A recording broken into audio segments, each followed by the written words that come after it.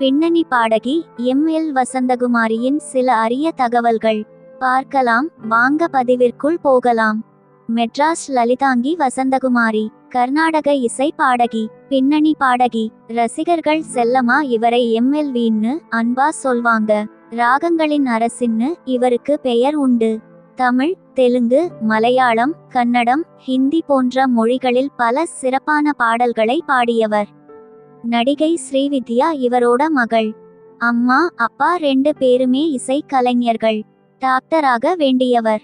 அப்படி ஒரு லட்சியமே இருந்துச்சு வசந்தகுமாரிக்கு. கர்நாடக இசை பாடகர் ஜி.என். பாலசுப்ரமணியன் கிட்ட 10 வருஷம் பயிற்சி எடுத்து பாடகியாகிவிட்டார். 2ஆம் உலக போர் வந்தப்போ இவர் படிப்புக்கு ஒரு பிரேக் வந்ததும் இவர் இசை பக்கம் போக காரணமாயிருந்துச்சு. தனித்துவமான குரல், கர்நாடக மியூசிக், சினிமா மியூசிக் இது எல்லாத்துலயும் கொடிக்கட்டி பறந்த பாடகிகளில் இவரும் ஒருத்தர். இவர் சுதா ரகுநாதன் போன்ற சில தலைச்சிறந்த பாடகிகளை உருவாக்கியவர். அவங்க கர்நாடக மியூசிக்ல கலக்குறதுக்கு இவர்தான் காரணம்.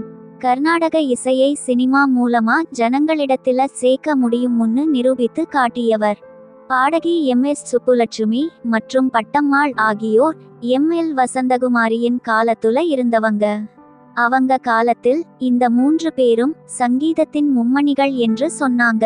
தனது 8 வயதிலிருந்தே வசந்தகுமாரி அம்மா கூட கச்சேரில பாடினாங்க. ரேடியோவ்ல சின்ன பிள்ளைங்களுக்கான நிகழ்ச்சியில பாடினாங்க. 12 வயதில் தனியாக பாட ஆரம்பிச்சுட்டாங்க. கொஞ்ச வருஷத்திலேயே தனக்கென்று ஒரு தனியான முக்கிய இடத்தை பிடிச்சாங்க. ஏராளமான ரசிகர் கூட்டம் சேர்ந்துச்சு. எல்லாமே அவங்க அம்மா கிட்ட இருந்து கத்துக்கிட்டதுதான். 1948ஆம் ஆண்டில் சினிமாவில் பாட ஆரம்பிச்சாங்க. தமிழில் பாடிய முதல் படம் 1948ஆம் ஆண்டு கிருஷ்ண பக்தி. இவரோட கற்பனை வள திறமையை பார்த்து ரசிகர்கள் ஆச்சரியப்பட்டாங்க. பாரம்பரிய இசையை புதிய பாணியில் கொடுப்பதில் வல்லவராயிருந்தார். சரியான நேரத்துக்கு கச்சேரிக்கு வருவது இவருடைய பழக்கமாயிருந்தது. Music director G. ராமநாதனுக்கு பாடகி எம்.எல். வசந்தகுமாரியின் குரல் ரொம்ப பிடிக்கும். அதனால் அவர் மியூசிக் போட்ட படங்களில் பாடகி எம்.எல். வசந்தகுமாரியை பாட வைத்தார்.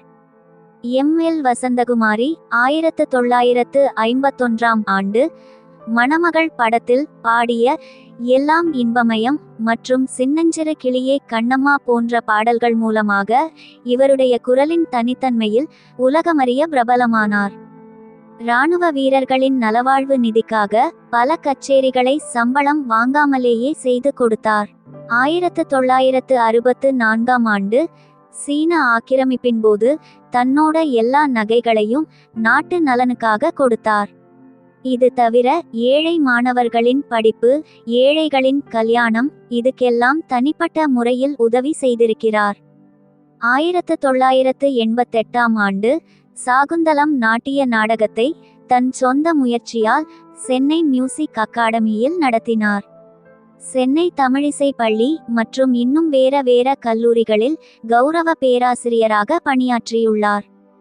பாடகி எம்.எல். வசந்தகுமாரி பெற்ற விருதுகளாவன: பத்மபூஷன் 1967ஆம் ஆண்டு, சங்கீத நாடக அகாடமிக் விருது 1970ஆம் ஆண்டு, கௌரவ டாக்டர் பட்டம் 1976ஆம் ஆண்டு மைசூர் பல்கலைக்கழகம், சங்கீத கலாநிதி 1977ஆம் ஆண்டு மியூசிக் அகாடமி சென்னை, இசை பேரறிஞர் 1977ஆம் ஆண்டு தமிழிசை சங்கம் சென்னை, சங்கீத கலா சிகாமணி 1987ஆம் ஆண்டு தி இந்தியன் ஃபைன் ஆர்ட்ஸ் சொசைட்டி போன்ற விருதுகள் என்பது குறிப்பிடத்தக்கது. ஓகே ஃப்ரெண்ட்ஸ், இந்த ஒரு சுவாரஸ்யமான பதிவு உங்களுக்கு பிடித்திருந்தால் உடனே ஒரு லைக் போட்டு சப்ஸ்கிரைப் பண்ணி சப்போர்ட் பண்ணுங்க. நன்றி, வணக்கம்.